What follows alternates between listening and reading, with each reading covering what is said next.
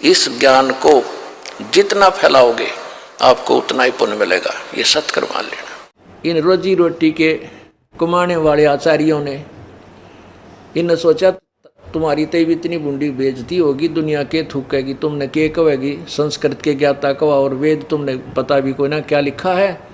तो इस कारण से इन्होंने हमारा वेद विरोध शुरू किया। पहले तो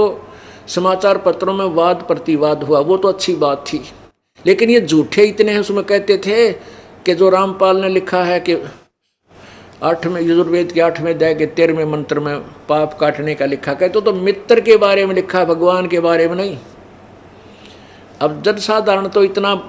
प्रभावित है इस दयानंद जी की थोड़ी के सुनी सुनाई महिमा से कि महर्षि दयानंद जैसा विद्वान नहीं, वेदों का ऐसा उनके सिवा वेदों का जानने वाला नहीं। तो इस कारण से जन साधारण के मन में यह बात घर करी रही कि रामपाल तो संस्कृत नहीं जानता और दयानंद जी संस्कृत के विद्वान पुरुष थे, वो ही वेदों को सही जान सके, इसलिए रामपाल झूठ बोल रहा। तो यह जचगी जनसाधारण का। तो इस अज्ञान को हटाने के लिए दास ने प्रोजेक्टर का सहारा लिया कि आपको आँखें दिखा दूं कि दास आज तो सब शिक्षित हैं, अनुवाद ये करके गए हुए हैं, इसमें संस्कृत की हमें जरूरत है कौन पढ़ने की, और कहीं त्रुटि है तो हम संस्कृत में भी देवनागरी लिपि है, हम उसको पढ़ भी सकते हैं, शब्दकोश से मिला भी सकते हैं, उसका अनुवाद स्वयं भी कर सकते हैं, क्योंकि हमारे पास तत्व ज्ञान है। तो पुण्यात्माओं फिर न देखा कि तो किसी तरह काबू में नहीं आता, तो फिर सोचा आश्रम नष्ट करो और इसको बर्बाद कर दो, इतनी झूठ बोल दो कि जनता इनसे नफरत करे, इनके शिष्य भी भाग जाएं। फिर इनको पता नहीं था कि मैंने ऐसे रंग में तोते की तरह रटा रखे मेरे बच्चों को,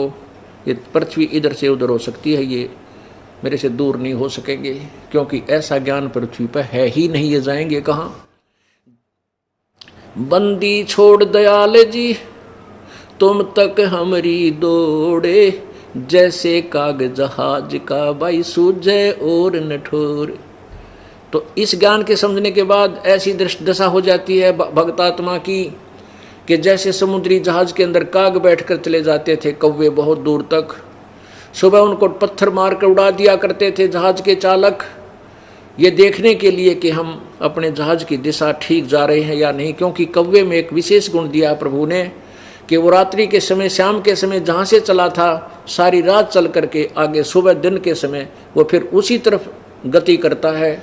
फ्लाई करता है जहाँ से वो चले थे। इससे वो अपनी दिशा का आइडिया लगा लेते थे जहाज के चालक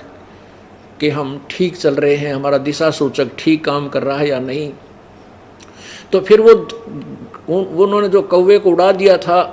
अपनी दिशा चेक करने के लिए, वो कुछ देर तो उड़कर चल लेता है, फिर उसने देखता जहाँ देखकर समुद्र ही समुद्र है, समुद्र ही पानी ही जल है, तो उसको कहीं और ठिकाना बैठने का दिखाई नहीं देता, वापस उस जहाज पर आकर ही वो बैठ जाता है। तो ऐसे परमात्मा कबीर जी कहते हैं कि जब आपको तत्व ज्ञान हो जाएगा, जब आपकी आत्मा से पुकार ये ऐसे निकलेगा कि हे बंदी छोड़ दयाल जी तुम लग हमरी दौड़, और जैसे काग जहाज का अब सूझे और निठोर। पहले से ज़्यादा शिष्य हो गए और पुराने वाले ज्यों के तो 100% परमात्मा के चरणों में बैठे हैं, और पहले से बड़ा आश्रम बना दिया बच्चों ने परमात्मा की कृपा से। तो पुण्यात्माओं ये परमेश्वर कबीर जी के वचन हैं कि बिचली पीढ़ी में, ये बिचली पीढ़ी शुरू होगी है, इसमें तत्व ज्ञान पूरे विश्व में जागा, कबीर भगवान का पूरा विश्व शांत होगा, पूरे विश्व में परमात्मा की महिमा का प्रचार होगा, सब जीव सुखी होंगे